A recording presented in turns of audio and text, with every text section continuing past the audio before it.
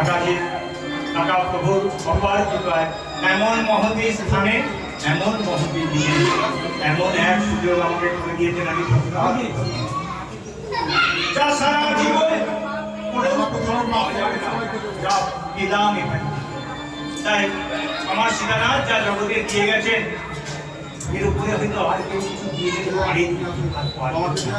তাই যেটুকুনি তিনি এনাদের মাধ্যমে আমাদের দিয়ে গেছেন আর আদানি যেটুকুনি কৃপা করবেন সেটুকুনি আপনাদের সামনে আজ আমি বলতে বাধ্য হব।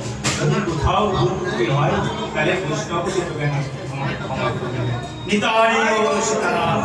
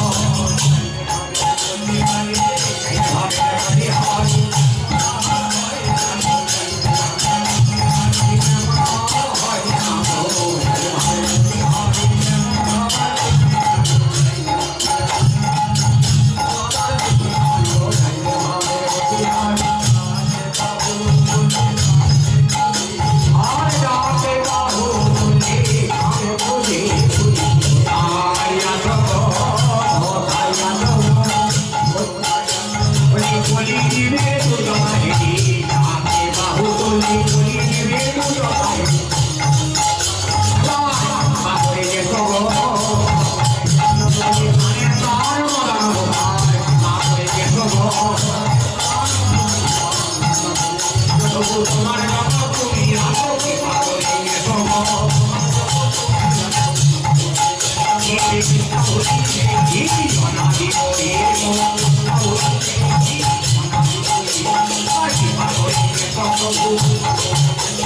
তোমার জগৎ তুমি রাখো নাইলে জগৎ ভাঙাই তোমার জগৎ তুমি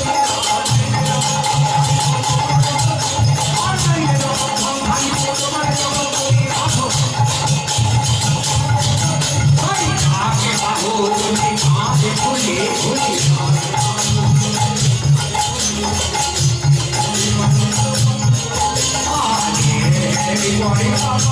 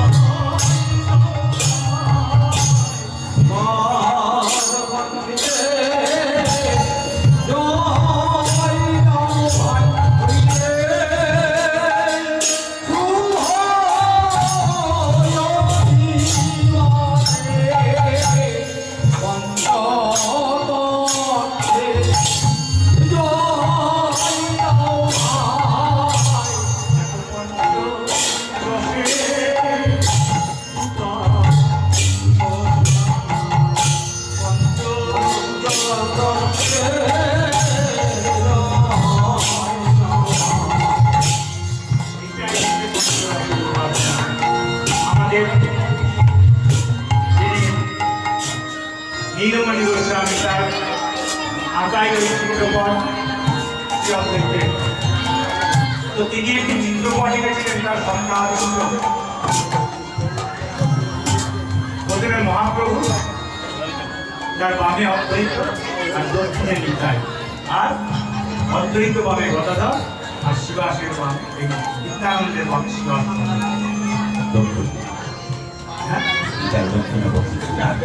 নিতাই দক্ষিণে পণ্ডিত শিবাস। তো এই যে পঞ্চতত্ত্ব এইভাবে সাজানো মধ্যেখানে ঈশ্বর তত্ত্ব আর দুই পাশে ভক্ত তো যারা গুরু আশ্রয় চরণ আশ্রয় করেছেন তারা দেখবেন যে এইটার মধ্যে একটা বিশাল তত্ত্ব কেন তিনি এইভাবে করলেন। শিবাসানী নাই তো আমরা দেখি একদিকে ভক্ততত্ত্ব আর একদিকে ঈশ্বর তত্ত্ব। তো এইবার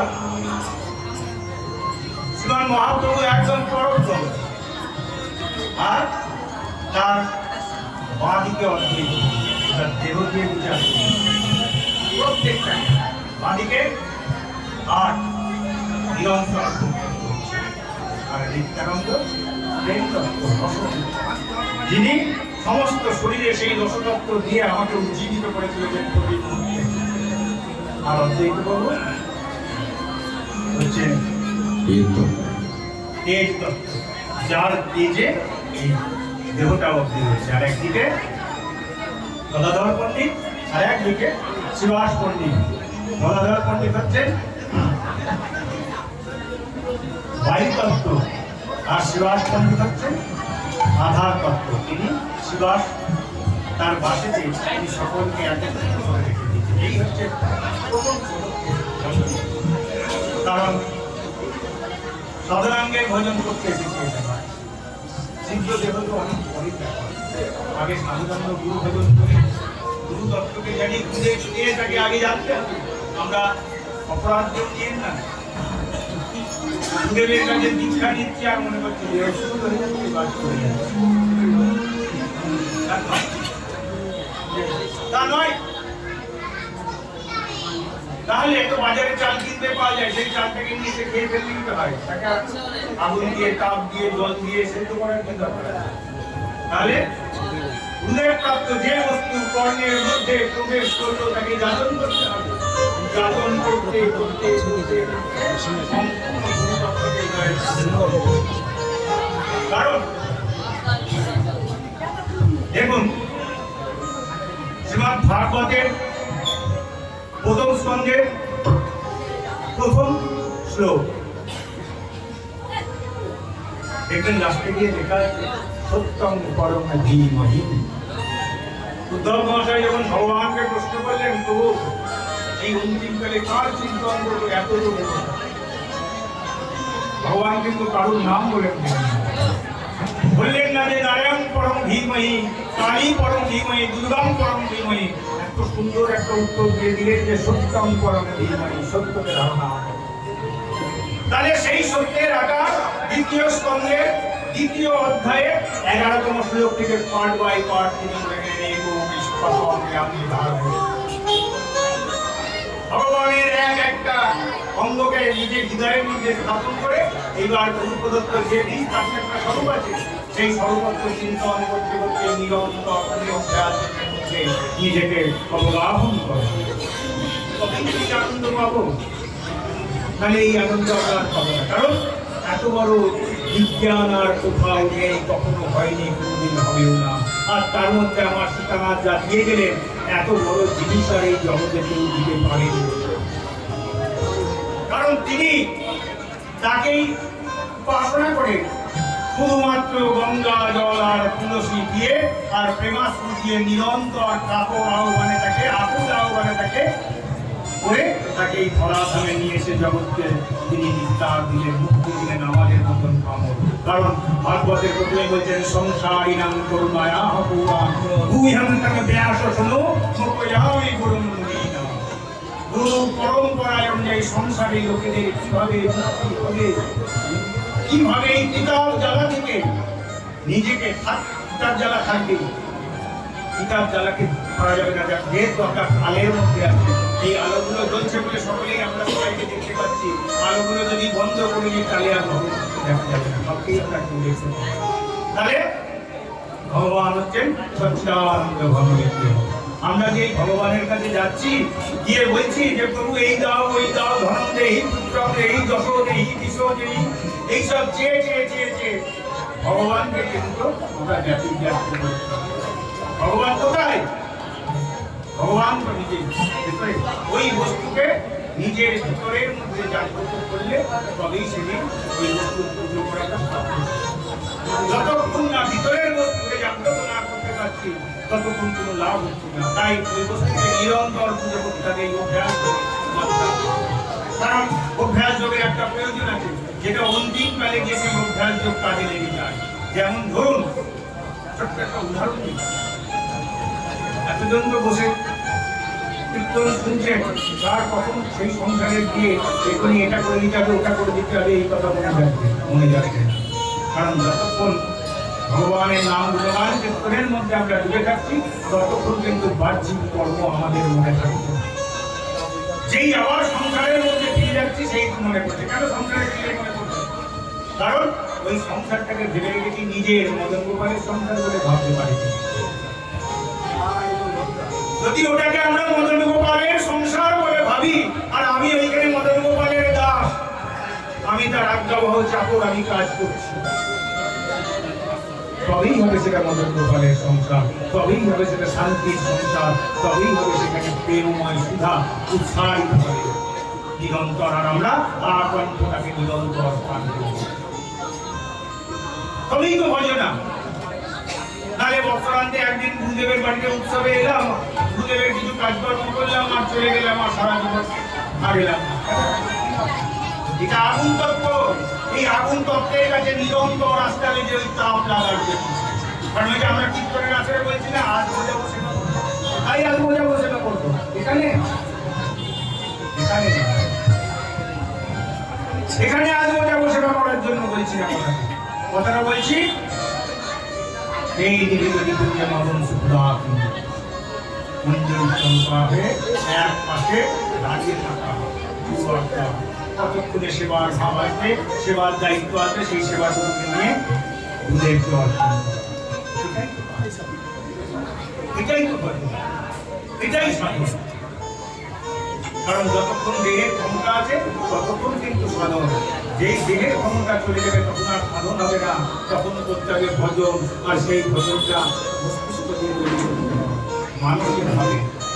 মানসিক সেবায় তখন আর তার সাধকের তখন আর যাবার ক্ষমতা থাকে না, করবার ক্ষমতা থাকে না। সে তখন মানুষেই সেবা করতে থাকে, ভগবানকে স্নান করাচ্ছে, ভগবানকে ঘুম থেকে তুলছে, জাগাচ্ছে, খাওয়াচ্ছে, বসতে করাচ্ছে, এইভাবেই তার মানুষের চলে থাকে। সেই জন্য এই মানুষটাও নিরন্তর অভ্যাস যোগ রাখতে হয়। অভ্যাস যোগ না রাখলে কিন্তু অন্তিমকালে গিয়ে তখন আর ভগবানের কথা মনে পড়বে না, তখন দেহবোধ চলে যাবে।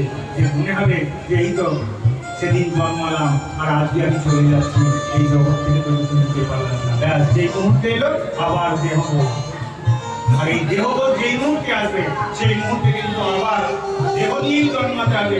কারণ গীতায় ভগবান বলছেন অন্তকালেই জমামেই আসমানের লোকটা করে অন্তিমকালে যে আমার চিন্তন করতে করতে এই দেহটাকে সে আমাকেই প্রাপ্ত হয়। তাই অন্তিমকালে তার চিন্তন করতে গেলে নিত্য আসনে বসতে হবে, নিত্য গুরুদেবের জ্ঞানপ্রদত্ত মন্ত্র নিরন্তর জপ করতে হবে।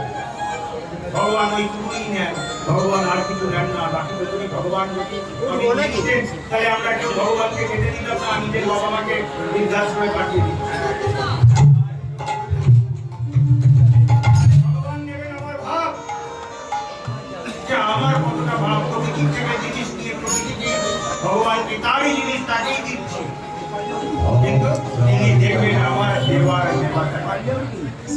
সেই জন্য ভাগবত এক জায়গায় যেমন ভাগবত এত অদ্ভুত একটা জিনিস না, ভাগবত এক জায়গায় বলছেন যে খেদ করে বলছেন যে এগুলো বহু আগে আমাদের মুনি ঋষিরা লিখে গেছেন। আমরা আজকে এই সমস্ত ওই স্টিফেন হুক টুক ব্ল্যাক হোল এই সমস্ত আজকে আমরা কিন্তু বহু আগে লিখে দিয়ে গেছেন। আমরা তিনটে শক্তি নিয়ে নিরন্তর আসি, সবাই সব প্রত্যেকটা জীব, কেউ কম না। প্রত্যেকটা জীবের মধ্যেই ভগবান তিনটে বস্তুকে দিয়ে এই জগতে তিনটি ভাগবত বলছেন। নিরেহ মাদ্দান সুলভং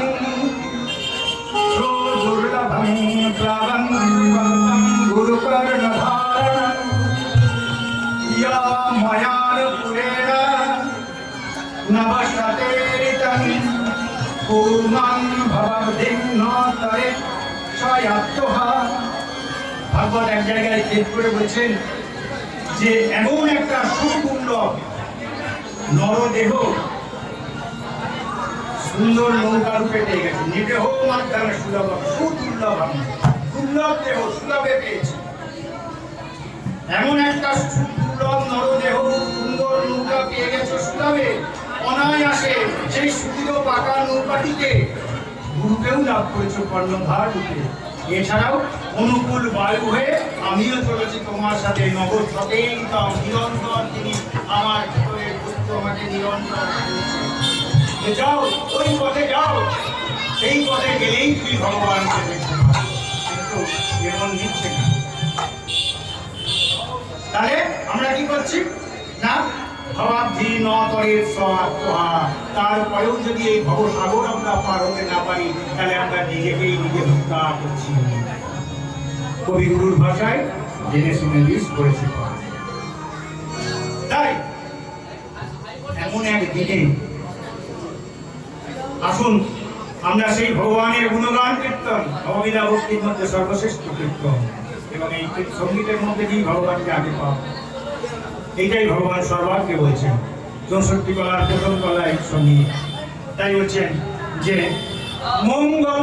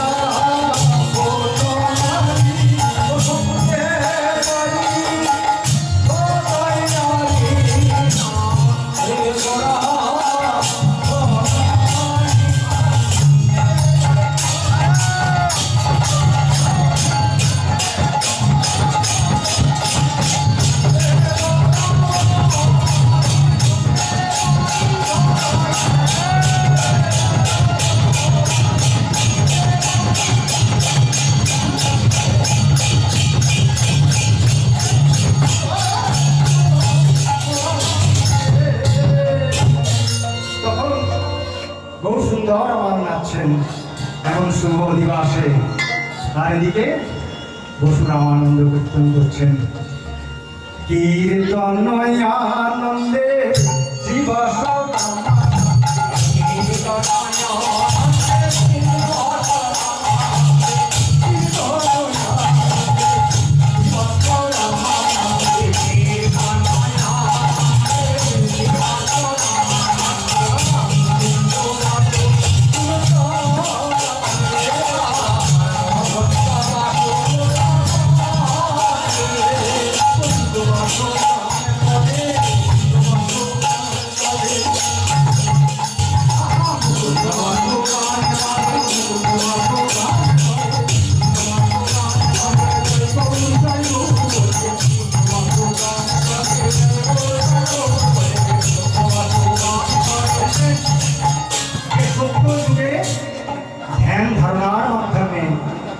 ভগবানকে পাওয়া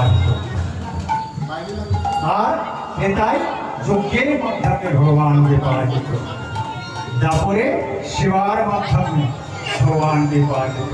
আর এই কলিতে হরিনাম সংকীর্তনের মাধ্যমে ভগবানকে পাওয়া যাচ্ছে।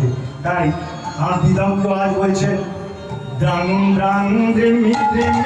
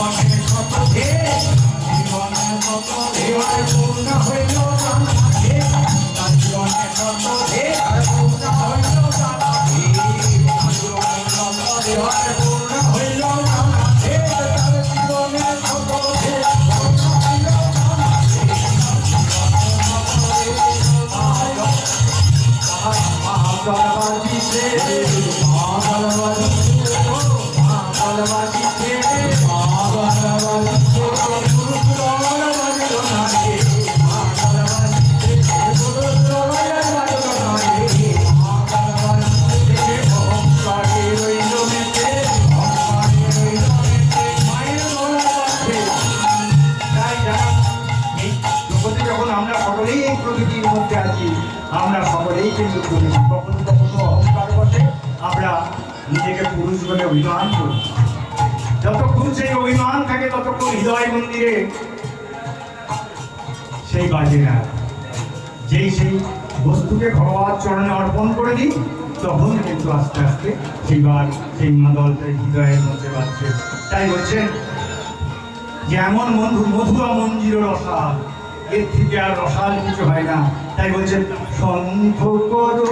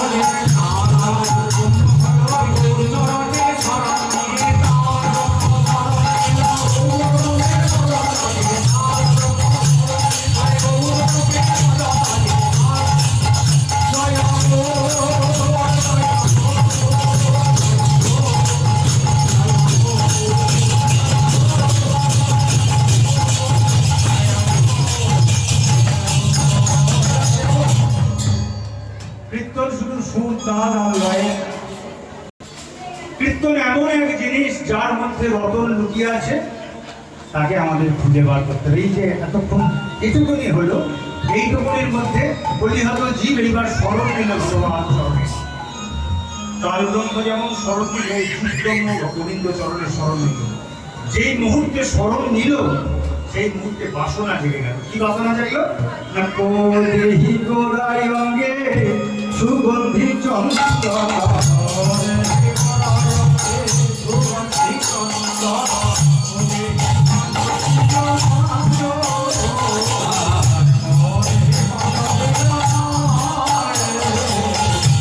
গোড়ায় অঙ্গে চন্দন দেবার বাসনা জাগলো।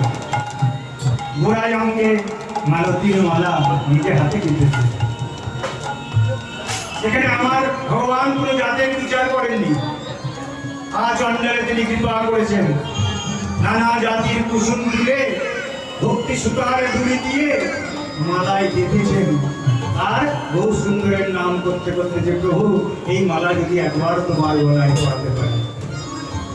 তা গৌরের গলায় যখন এই মালা গিয়ে পড়ছে, মালাকে বলছে, ওরে মালা, তুই তো বহুর গলায় যাবি, আমাকে যেন আমার কথা যেন বলতে ভুলিস না। একবার গৌরের গলায় গিয়ে যেন বলিস, ওগো তোমার দাসী, এইটা ভক্তি সুতার ডুবি দিয়ে আর নয়ন জলে ভেসে গেছে তার বক্ষ, আর মুখে নিরন্তর গৌর নাম করতে করতে এই মালা গ্রন্থি দিয়েছে। তো এই মালায় আজ তোমাকে পড়লাম। এবার যে মুহূর্তে গৌরঙ্গে সেই মালা গেল, সেই মুহূর্তে প্রেমের বিকার কিরম হচ্ছে দেখুন। বলছেন, প্রীতি ফুল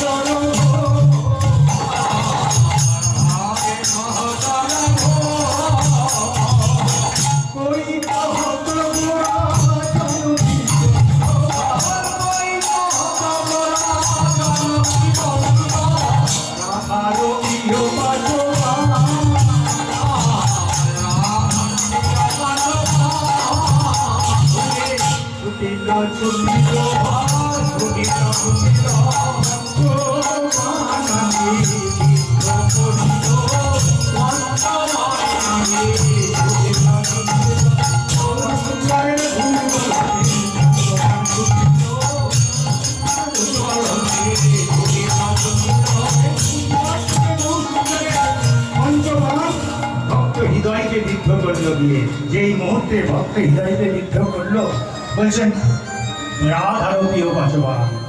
এই মদন মাদন মোহন স্তম্ভন শোষণ, এই পঞ্চবান পঞ্চফুলে পরিণত হয়ে আজ ভক্তর হৃদয়কে বিদ্ধ করলো। তাই বলছেন, তোমরা জানো কি জানো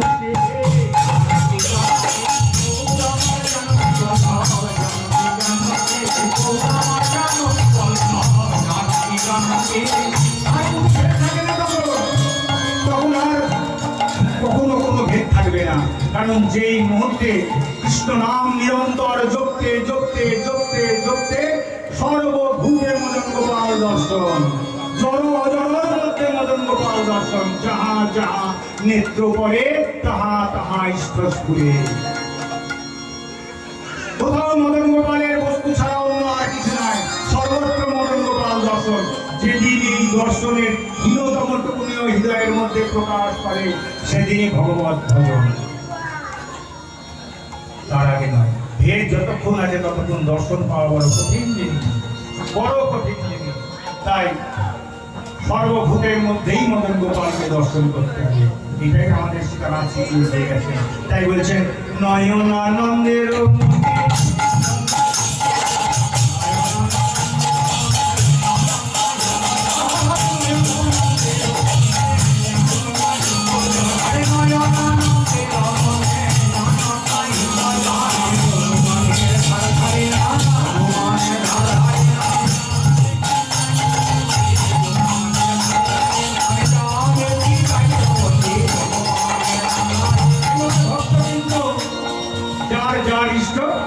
সেটাকে সেইভাবে দর্শন করছে তার সাধনার জন্য। তার গুরু প্রদত্ত বীজ যেই মুহূর্তে কর্মে গেছে, সেই বীজ জপ করতে করতে যে ভাব তার মধ্যে, ওই স্বরূপত্বর যে রূপ তার মধ্যে লুকায়িত ছিল, সেই স্বরূপত্ব জাগ্রত হয়ে প্রতি ভক্ত হৃদয় মাঝে। আর যেই মুহূর্তে জাগ্রত হয়েছে সেই মুহূর্তে তখন সে তাকে দেখছে, যদি সে অন্য মূর্তিও দর্শন করে তার মধ্যেই সে তার রাধারানীকে দর্শন করছে। বলছেন আমি অনুমানের দাম জানি না, আমি দেখছি আমার রাধারানী, আমি এ ভিন্ন আর এই জগতে কিছু দেখি নাই। এই তো ভজন। তাই বলছেন নয়নানন্দের মনে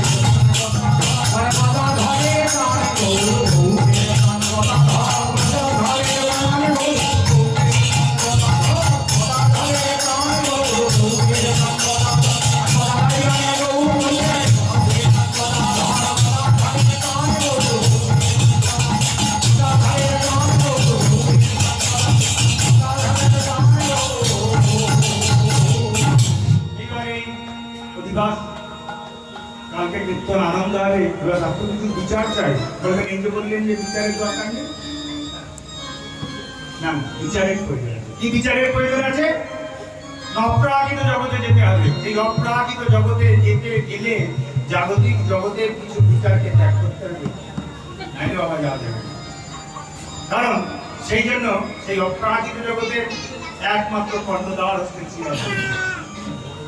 একদম বৈকুণ্ঠে লাঠি নিয়ে দাঁড়িয়ে আছেন তিনি, সোজা নয় সেখানে যাওয়ার, তার অনুমতি ছাড়া সেখানে কারোর প্রবেশ করার ক্ষমতা নেই।